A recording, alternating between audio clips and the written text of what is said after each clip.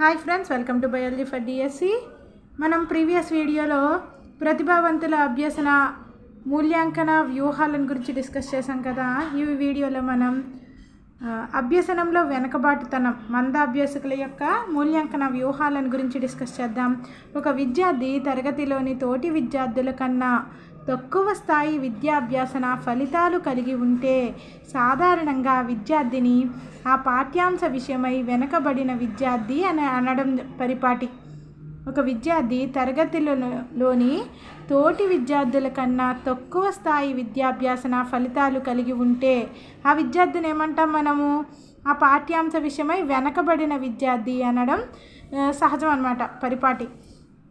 ఇది అన్ని పాఠ్య విషయాలలో కావచ్చు, లేదా కొన్ని లేదా ఒక పాఠ్య విషయం, ఉదాహరణకు గణితంలో కావచ్చు. అంటే ఈ వెనకబాటుతనం అనేది అన్ని పాఠ్య విషయాలలో కావచ్చు, లేదా కొన్ని లేదా ఒక పాఠ్య విషయంలోనైనా కావచ్చు. ఉదాహరణకి గణితంలో కావచ్చు. అన్ని లేదా ఎక్కువ వాటిలో ఇలా జరిగితే దానిని సాధారణ వెనకబాటుతనం అంటారు. అన్ని పాఠ్య విషయాలలోనూ వెనకబాటును ప్రదర్శిస్తే దాన్ని ఏమంటాం? సాధారణ వెనకబాటుతనం అంటాం. ఏదైనా ఒక సబ్జెక్టు పరంగా అయితే ప్రత్యేక వెనకబాటుతనము అంటారు. ఏదైనా ఒక సబ్జెక్టు పరంగా మాత్రమే వెనకబడి ఉంటే దానిని ప్రత్యేక వెనకబాటుతనం అంటాం. సాధారణ వెనకబాటుతనం ఫస్ట్ ఏంటి? సాధారణ వెనుకబాటుతనం గురించి డిస్కస్ చేద్దాం. ఒక విద్యార్థి సాధారణ వెనుకబాటుతనానికి ప్రధాన కారణం అతని యొక్క అల్ప ప్రజ్ఞాలబ్ధి. అతనికి ఏముంటుంది? సాధారణ వెనుకబాటుతనానికి అంటే అన్ని పాఠ్య విషయాలలోనూ వెనకబడి ఉండడానికి కారణం ఏంటి? అతనికి అల్ప ప్రజ్ఞాలబ్ధి, లో ఇంటెలిజెంట్ కోషెంట్ ఉండడం అవుతుంది కారణం. నెక్స్ట్, అందుకే వీరి అభ్యసన చాలా తక్కువ స్థాయిలో జరుగుతుంది. ఎందుకంటే అల్ప ప్రజ్ఞాలబ్ధి ఉంటుంది కదా, కాబట్టి చాలా తక్కువ స్థాయిలో అభ్యసన అనేది జరుగుతుంది. ఈ పరిస్థితికి మానసిక లోపాలు, కొన్ని ప్రత్యేక శారీరక వైకల్యాలు ప్రధాన కారణాలు. అయితే ఈ తక్కువ ప్రజ్ఞాలబ్ధి ఉండడానికి కారణాలేంటి? మానసిక లోపాలు కలిగి ఉండడం, కొన్ని ప్రత్యేక శారీరక వైకల్యాలు కలిగి ఉండడం ప్రధాన కారణాలు. వీరు చదువు పట్ల ఎటువంటి శ్రద్ధ, ఆసక్తి చూపరు. అవధాన శక్తి, ఏకాగ్రత శక్తి కనిష్టంగా ఉంటాయి, అంటే తక్కువగా ఉంటాయి. చదువు పట్ల ఎటువంటి శ్రద్ధ, ఆసక్తి చూపరు. అవధాన శక్తి, ఏకాగ్రత శక్తి కనిష్టంగా ఉంటాయి. ఒక స్థితిలో కానీ ఒక విషయం పట్ల కానీ కుదురు ఉండదు వీళ్ళకి. సాధారణంగా తోటి సమాజము వారి ప్రవర్తనను విద్యా విషయంగా వారి వైఫల్యాలను ఎత్తి చూపుతుంది. సాధారణంగా తోటి సమాజం వెనకబడిన వారిని, వెనకబాటుతనం ప్రదర్శించే వారిని ప్రవర్తనను విద్యా విషయంగా వారి వైఫల్యాలను ఎత్తి చూపుతుంది. నువ్వు బాగా చదవవు అని ఎత్తి చూపుతుంది అన్నమాట. అందుకే వారి ప్రతిస్పందనలు విపరీతంగా ఉండడం, అసలే లేకుండటమో అవుతాయి. అంతే తప్ప లోపాలు అనేవి సవరించబడవు. లోపం కదా, ఆ లోపాలు అనేవి సవరించబడాలి. కానీ ఏమవుతుంది? ఇంకా పెరుగుతాయి అన్నమాట. ఇంకా వెనకబాటుతనం అనేది పెరిగిపోతుంది. చుట్టూ ఉన్న సమాజంలో వాళ్ళు ఇలా ఎత్తి చూపి వైఫల్యాన్ని ఎత్తి చూపడం వలన ఈ తన యొక్క అంటే వెనకబాటుతనం ఉన్న విద్యార్థి ఇంకా విపరీతంగా వెనకబాటుతనం అనేది వచ్చేస్తుంది అనమాట. అసలే లేకుండటమో అవుతాయి. అంతే తప్ప లోపాలు అనేవి సవరించబడవు. నిజానికి ఇది పద్ధతి కాదు. వారి స్థితిని అర్థం చేసుకుని ప్రత్యేకమైన శ్రద్ధతో అనుకూల బోధనా పద్ధతులు, సులువైన అభ్యసన విధానాలతో కొనసాగాలి. అందుకే ఉపాధ్యాయునికి తగిన శిక్షణ నైపుణ్యం, స్పందించే లక్షణం, సవాలును స్వీకరించే తత్వము, మనోవైజ్ఞానిక సిద్ధాంతాల జ్ఞానం ఎంతో అవసరం. ఉపాధ్యాయుడికి ఇలా వెనకబాటుతనం కలిగిన విద్యార్థులు ఉంటారు కాబట్టి ఉపాధ్యాయునికి తగిన శిక్షణ అవసరం. అదేవిధంగా నైపుణ్యం అవసరం, స్పందించే లక్షణం ఉండాలి, సవాలును స్వీకరించే తత్వం ఉండాలి, మనోవైజ్ఞానిక సిద్ధాంతాల జ్ఞానం అనేది తెలిసి ఉండాలన్నమాట ఉపాధ్యాయుడికి. అప్పుడే సాధారణ వెనుకబాటుతనం గల విద్యార్థులను ప్రధాన స్రవంతిలోకి తీసుకురావడానికి వీలవుతుంది. సాధారణ వెనుకబాటుతనం గల విద్యార్థులని ప్రధాన స్రవంతిలోకి తీసుకురావడానికి వీలవుతుంది. ఉపాధ్యాయుడికి విషయ జ్ఞానాలన్నీ ఉండాలి. తగిన శిక్షణ, నైపుణ్యం, స్పందించే లక్షణం, సవాలును స్వీకరించే తత్వము, మనోవైజ్ఞానిక సిద్ధాంతాల జ్ఞానం అనేది ఎంతో అవసరం. ఈ సాధారణ వెనుకబాటుతనం ఉంది కదా, దానికి కారణాలు, నివారణోపాయాలను గురించి డిస్కస్ చేద్దాం. ఫస్ట్ ఏంటి కారణాలు. వంశం పారంపర్య ప్రభావం, కొంత ప్రయత్నానికి అవకాశం ఉంటుంది. వంశపారం అంటే జెంటికల్గా కూడా అనమాట వంశం పారంపర్యం ప్రభావం ఉంటుంది. నెక్స్ట్ కుటుంబం పరిసరాల ప్రభావం. విద్యార్థి యొక్క చుట్టూ సరియైన వాతావరణం ఉండాలి. సరియైన వాతావరణం లేనప్పుడు అభ్యసనకి ఆటంకాలు ఏర్పడతాయి. ఏకాగ్రత కుదరదు. తరచుగా ఇంటి పనులు చేయవలసి వస్తే సమయం కూడా ఉండదు. ఉపాధ్యాయుడు తగిన చొరవ తీసుకుని ఆ కుటుంబ సభ్యులతో మాట్లాడి కొన్ని సమస్యలకు పరిష్కారాలు చేయవచ్చు. మంచి వాతావరణం ఉన్న తోటి విద్యార్థులతో కలిసి అభ్యసనం చేయడానికి ఉపాధ్యాయుడు ఏర్పాట్లు కల్పించాలన్నమాట. నెక్స్ట్ శారీరక అంగవైకల్యం. నెక్స్ట్ ఏంటి శారీరక అంగవైకల్యం. దృష్టి సరిగా లేకపోవడం, సరిగ్గా వినపడకపోవడం, ఇవేంటి శారీరక అంగవైకల్యాలు. శారీరకంగా ఉండేటువంటి డిజబిలిటీస్ అనమాట. దృష్టి సరిగా లేకపోవడం, సరిగ్గా వినబడకపోవడం, మాట్లాడేటప్పుడు తడుముకోవడం, నిరంతర అనారోగ్యము, పుట్టుకతోనే అవయవాల లోపము మొన్నగునవి. విద్యార్థులలో ఆత్మ న్యూనతాభావం, తోటివారి నుంచి దూరంగా ఉండే తత్వాలను కలిగిస్తాయి. తరచుగా సాంఘిక ఉద్వేగాలకు లోనవుతారు. విద్యా ప్రగతి లోపిస్తుంది. శారీరక అంగవైకల్యం కలిగిన వాళ్ళకి ఎలా ఉంటుంది, సాంఘిక ఉద్వేగాలకు లోనవుతూ ఉంటారు. విద్యా ప్రగతి అనేది ఉండదు. అంగవైకల్యం ఉన్నప్పటికీ వాటిని అధిగమించి విజేతలుగా నిలిచిన ప్రసిద్ధుల యొక్క ఉదాహరణలు చెప్పాలన్నమాట ఉపాధ్యాయుడు. తద్వారా వారిలో ఆత్మవిశ్వాసాన్ని పెంచాలి. అవకాశం ఉన్న మేరకు వారికి వైద్య సహాయం కోసం చర్యలు తీసుకోవాలి. వైకల్యాలను అధిగమించడానికి తగిన సూచనలు ఇవ్వాలి ఉపాధ్యాయుడు. నెక్స్ట్ కారణం ఏంటి, మనోవైకల్యం. మానసిక జాడ్యం, ప్రజ్ఞాలోపాలు, జ్ఞాపక శక్తి తక్కువ, కేంద్రీకరణ శక్తి లోపము మొదలైనవి ఇవన్నీ మనోవైకల్యాలు అన్నమాట. మానసిక జాడ్యం, ప్రజ్ఞాలోపాలు, జ్ఞాపక శక్తి తక్కువ, కేంద్రీకరణ శక్తి లోపము మొదలైనవి ఆ విద్యార్థులకు ఆటంకాలు. వాటిని గుర్తించి కుటుంబ సభ్యులకు తెలియజేయడం, వైద్య సహాయానికి తగిన సలహాలు ఇవ్వడం, ప్రత్యేక అవసరాలకు ఉద్దేశించిన పాఠశాలల సమాచారం ఇవ్వడం చేయాలి. తనకు పరిష్కారం సాధ్యమైతే ఉపాధ్యాయుడు అటువంటి వారికి ప్రయోజనం కలిగించేలాగా ఉపాధ్యాయుడే బోధన చేయవచ్చు. తనే చెప్పగలిగే కెపాసిటీ ఉంటే ఉపాధ్యాయుడు అటువంటి విద్యార్థులకి తానే బోధన చేయొచ్చు. నెక్స్ట్ ఉద్వేగ విషమయోజనం. మరొక కారణం ఏంటి, ప్రజ్ఞాలోపానికి అంటే వెనకబాటుతనానికి.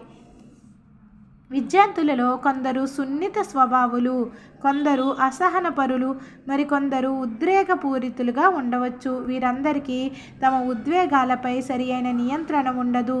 తనకి తోచినట్లు చేయడం, ఆకర్షణలకు లోనవడం జరుగుతుంది. వాటి ప్రభావం చదువుపై విషమంగా ఉంటుంది. ఉపాధ్యాయులు ఇటువంటి ఉద్వేగ విషమయోజనం కలవారి యొక్క స్వభావాలను గుర్తించి తగిన విధంగా ఉపాధ్యాయులు గైడెన్స్ ఇవ్వాలన్నమాట.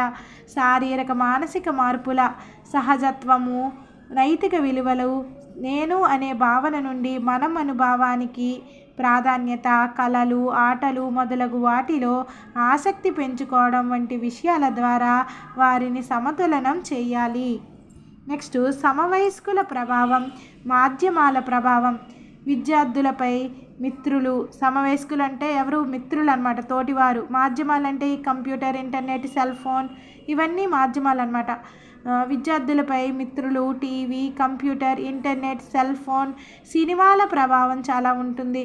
ఎటువంటి మిత్రులను కలిగి ఉన్నారు అనేది ఉపాధ్యాయులు, తల్లిదండ్రులు ఇద్దరు గమనించాలన్నమాట పిల్లలకి. వారి ప్రభావము విద్యార్థిపై విషమంగా ఉంటే జాగ్రత్తగా సూచనలు ఇచ్చి మంచి వారితో సహచర్యం చేసేలాగా, మంచి పిల్లలతో స్నేహం చేసేలాగా చూడాలి. అవకాశం ఉన్న మేరకు మీడియా సాధనాల నుండి వారి అవధానాన్ని మార్చాలి. వాటిని ఉపయోగించవలసిన తీరును తెలియజేయాలి. విద్యాభిషేక సందేశాత్మక కార్యక్రమాలు వారితో కలిసి చూసేలాగా కుటుంబ సభ్యులు ప్రయత్నించాలి. ఆ విషయాలను వారితో చర్చించి అదనపు సమాచారాన్ని ఇవ్వాలి. నెక్స్ట్ వెనకబాటుతనం, గణితంలో వెనకబాటుతనం అన్నమాట.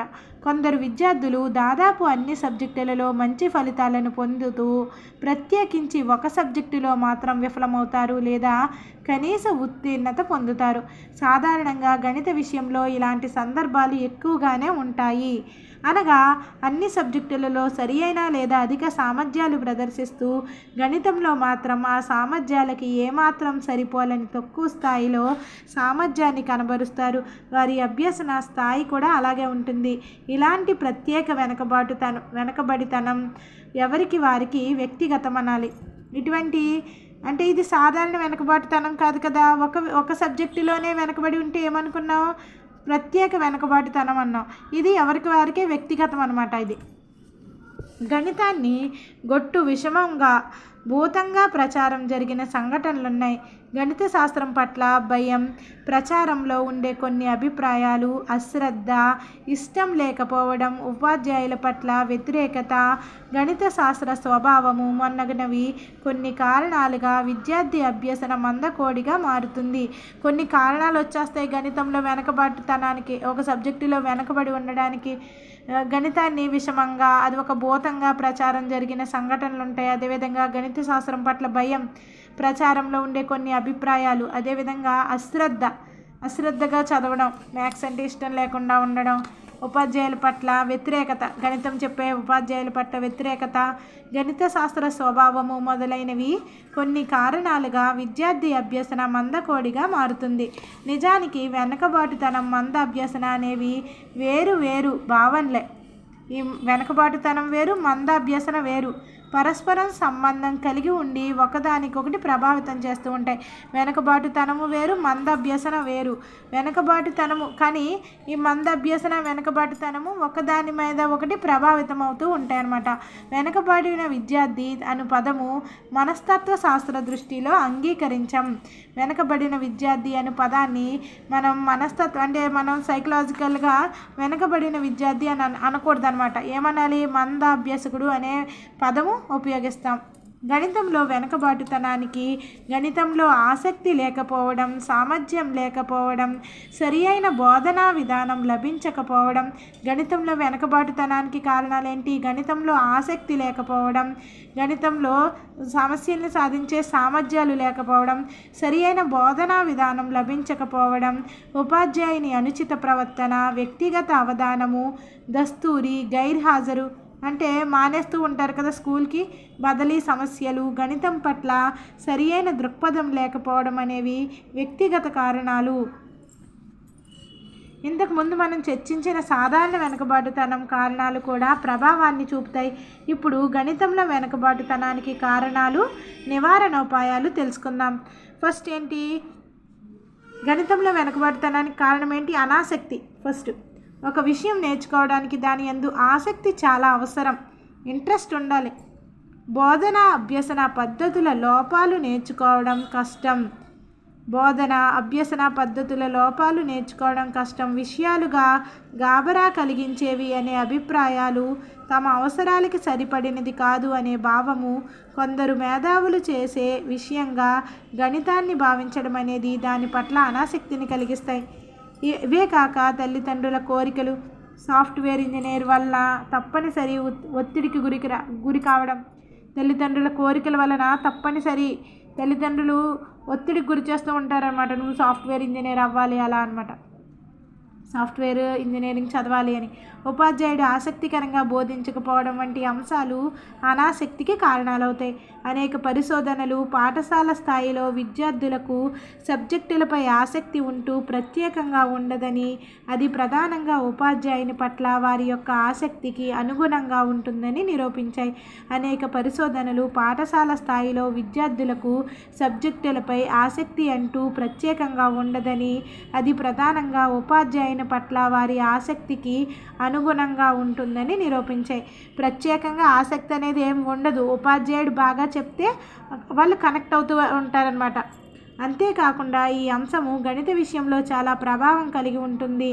ఆసక్తి అనే అంశము గణిత విషయంలో చాలా ప్రభావం కలిగి ఉంటుంది అనేది సారాంశం. అందుకే విద్యార్థులకు గణితం పట్ల ఆసక్తి కలిగించడంలో, అనుకూల వైఖరి ఏర్పరచడంలో, తగిన బోధనా పద్ధతులు, వ్యవహార శైలితో పాటు వారికి తగిన అభ్యసన పద్ధతులు సూచించి ప్రయత్నించాలి ఉపాధ్యాయుడు. నెక్స్ట్ ఏంటి? నెక్స్ట్ గణితంలో వెనక